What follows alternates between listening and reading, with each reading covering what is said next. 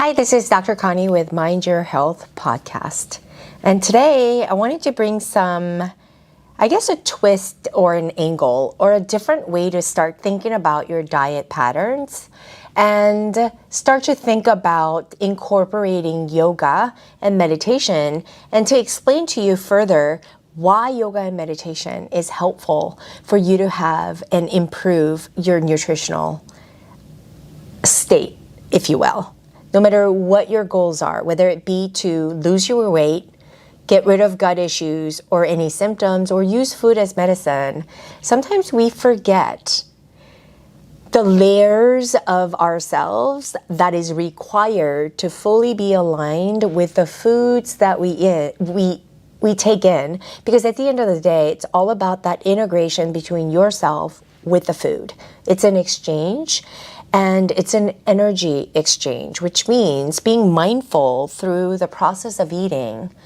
It involves many things like your sensations, right? Your feelings, your thoughts, and those things are what dictates the actions you take. So the behavior, the act of eating is separate from the choices you make. There's a precursor to everything that you eat.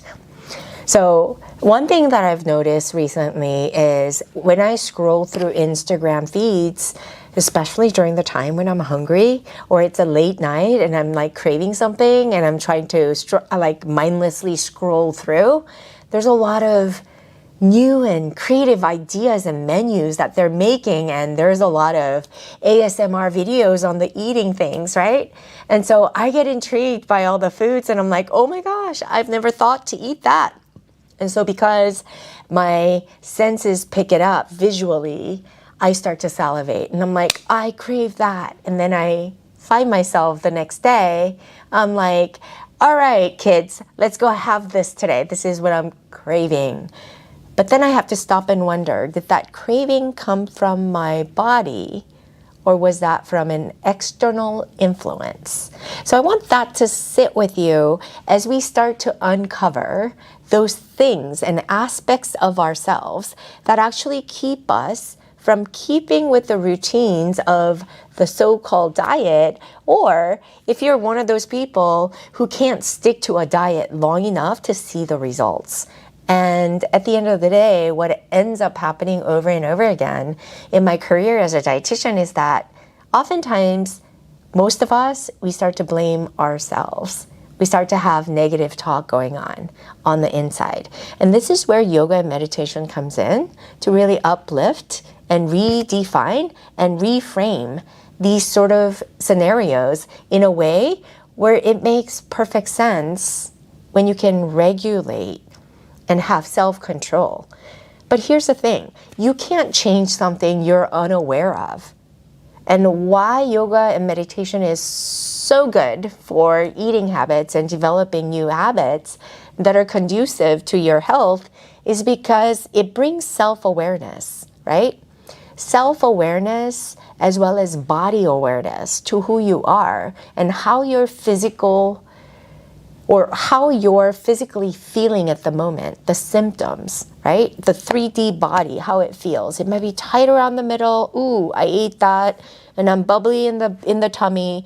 I'm achy and I had diarrhea, or I had cramps. I had a rash on my body. These are things that we start to notice, right? Through the practice of yoga and meditation. And I just want you to know that awareness is super important, because when you become self-aware, you start to tune in, not be focused so much on what everybody else is doing, dictating what you ought to do, but you start to wonder, okay, I'm unique and I am an individual, and you start to pick up on the fact, this is a fact, that not every diet that works for somebody else, just because they're expert or they look the part or they're doing all the things and they're the epitome of health, the one that you want to be, just because it works for them, it doesn't mean it's going to work for you. Now, I will tell you, I know many diets, and as a board-certified functional medicine practitioner, I've studied many diets and placed my patients on many different diets, and I will tell you, it's not a matter of what diet so much, it is more about the unique needs of that individual, but more importantly, how self-aware are they? And is there self-respect? And is there a tendency to honor their body? Or is there a tendency to dishonor and dismiss their body in lieu of following something or somebody else, right? Because we're always neglecting ourselves to go after something else that's outside of us. Because we assume, and this is the belief many of us hold, is we believe that if it's not working with us, somebody else has the answers for us. When in reality, yoga and meditation brings us back into our lives. So you start to notice your habitual patterns, and you start to notice your tendencies. You start to pick up on your habitual things that you do, and you think and you feel in a way that sort of facilitates the very thing. And you start to notice this as a pattern that is repeated in your life. Specifically food, I will tell you that many of us, whether we admit it to ourselves or not, when you really pay attention to what you eat every day, you eat pretty much the same thing. If you give yourself a full week, you start to go for the same restaurant. You start to eat the same foods. And then if you are a cook at home, you start to cook the same thing on repeat, week after week, month after month. You might get introduced to a new concept and you see something interesting on TikTok. You try that for a little bit and you try to adopt it. It won't be long before you revert back to your patterns. And these are things that you become more aware of through the practice of yoga and meditation. So yoga and meditation brings you closer to yourself through the practice of the breath. Breath connected through your movement allows for self-awareness, body awareness, movement awareness, postural awareness. All that carries over now into when you eat, you become more mindful, which equates to, we hear this terminology a lot, is mindful eating. But really, what is mindful eating? Mindful eating is really engaging with the aspect of the food that you're enjoying. You start to really chew the food. You recognize the texture of the food. You savor the taste. You start to pick up on the sourness or even saltiness or even sweetness or umami flavors, and you start to pick up on the mixture of, and then you start to get interested on and define what you prefer. Because some of us like spicy, some of us like non-spicy, some of us things a little bit bitter, some of us like it really, really sweet, right? These are all things that we pick up. And when we know that such things do certain things and we understand the why behind some foods are not necessarily the best for us because we feel a certain way, we start to have food aversions and we start to pick these things up. So it doesn't matter if I say I'm a board certified functional medical practitioner or I'm a registered dietitian, let me help you, let me define all the things that you do. I will tell you over time, you're going to revert back to your favorite foods. You have your likes and dislikes. And it's when you start to honor these things about yourself that yoga and meditation brings you closer to all of these things. And this is really, really, really important for you to bring awareness to. It's so simple, but yet so profound. I've learned that no matter how much I learn and try to complicate the matter of diet, healthy lifestyle, and try to manage the problems for my patients and problem solve on their behalf, I've learned that over the years that unless they're engaged and they step up and carry the 50% of the load, and I carry mine with my knowledge to guide them into choosing and recognizing and bringing awareness to sort of what foods work for them, what doesn't, they're able to tell me all the things that work and don't. And they have definitive food aversions, all I can do is to educate and lean into that to open up more doors through the knowledge base that I have to offer more of variety, more of the same. And then also there are times when you have different needs, like pre-op, if you're going to surgery, or you are getting over the cold, or you have definitive flare-ups of some sort in your body. We have to take care of those things and needs separately, and that's where I can help you. But outside of those special circumstances, most of the time, your body is constantly interacting with you to tell you exactly what your body needs. I want you to understand that, and you can gain more of that because through yoga and meditation, you bring awareness to yourself, your self-awareness. Your mind finally takes seat in your body to bring awareness and recognize the needs that your body has. It has that inner knowing. You start to trust your intuition through the practice of really leveling up your chakra centers, which are nothing more than energy centers in the body. So I just want to say too, when we start to look at other people or experts to dogmatically determine what I should be eating because they know best and I assume all the responsibility is onto them, it's sort of like, I liken it to like parenting. So I have a 16-year-old and I have a 20-year-old. And oftentimes, as they were growing up, many of the things that I question and challenge them a lot on is making choices in their lives. Because life is all about making choices every single day. What types of friends, what we're going to do, not do, what we're going to partake in, do well in school or not do well in school. Like, these are all choices that we get to make. And as an Asian parent who grew up under very critical parents, I understand that a little bit of freedom goes a long way. And I want to afford the ability for my sons to recognize that freedom that they have, that I don't dictate those decisions on their behalf. I can only guide them. So I began to ask a lot of questions as they were coming up. And there were a lot of times, specifically my 16-year-old, he has a tendency to do what his friends do. So when I ask, why do you want to play soccer? Well, because, their friend Jimmy does, or Carlos does, or, whatever. And then if I say, why do you want to play ping pong? Well, it's because this friend does, or that friend does, so I can do this with them, right? And so then my question becomes, all right, so if that friend does this and he decides to fall off the cliff, just because he did it, will you fall off the cliff with them? And then he would sit there and ponder that. Oh, of course not, Mom. And then I ask, do you truly want to play soccer? Or is it more about being with your friend? And neither is right or wrong, in my opinion, to have fun with my friends and to enjoy what my friend enjoys, to spend time. I think that's all good. So as long as you're self-aware of why you're doing certain things, that at the end of the day, it's a choice that you're making.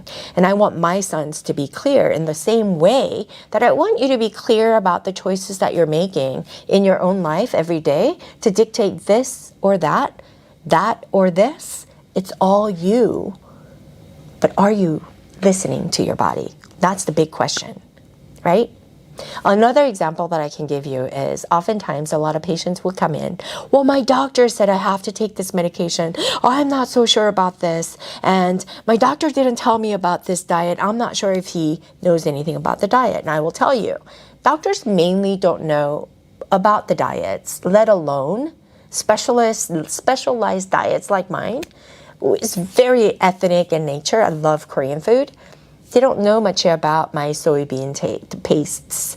They don't know about the fermented kimchi so much, how it's made, what goes in there, what phytonutrients or what have you.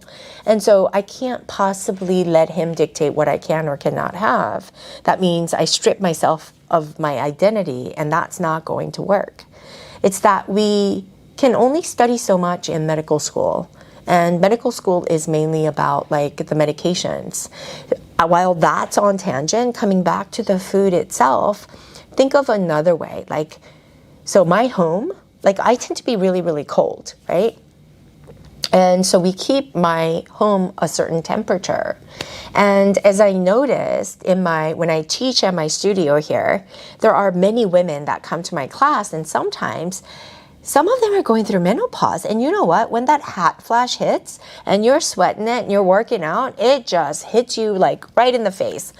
Pure sweat, like you are dying for some air. And when that happens, I have to lower the air and put on the AC.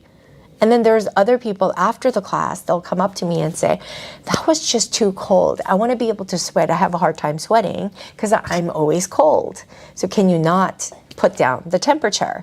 In the same way, I don't know where your body temperature lies, what your preferences are. So I can't dictate from where I'm sitting, who I am, dictate what your home should feel like, right? That's on you. And that's the same thing with food. I can't possibly dictate what happens to you when you have these symptoms, when in fact the foods that you have symptoms with has full of antioxidants and phytonutrients, but yet you can't handle tomatoes, for example. It's too acidic. It gets really, it burps you out and it doesn't do well with you and you get a rash or whatever. And these things happen, you guys. So I want you to understand food is your own and you have to start to listen to your body. And that's exactly what yoga and meditation, such practices, allows you to be more tuned into it. The other thing yoga and meditation does for you to help the nutrient intake in your body or improve it is stress management. You start to regulate your own nervous system. And if you come into a yoga class like fight or flight, oh my gosh, world is ending, I'm going to be late, I have to check all these things, like, and you're so busy checking that off that you are so burnt out, and you come to a yoga class and we have you focus, be here in the now, focused on the breath and meditate on different poses and take it slow and start to like layer in the nuances of each pose and learn it in your body, something miraculous happens to where you start to tune inward. Nervous system sort of shifts from sympathetic, high-strung, fight or flight drive to now rest and digest and sort of ease and flow type of a mode. And that's why it's really great for self-regulation. And when you have a taste of this regulatory mechanism and you start to have control of this, you now start to have holistic well-being. You start to gather the answers from within. It's no longer dependent on other people to dictate exactly what you should do. Plus, you start to have this non-judgmental approach to life.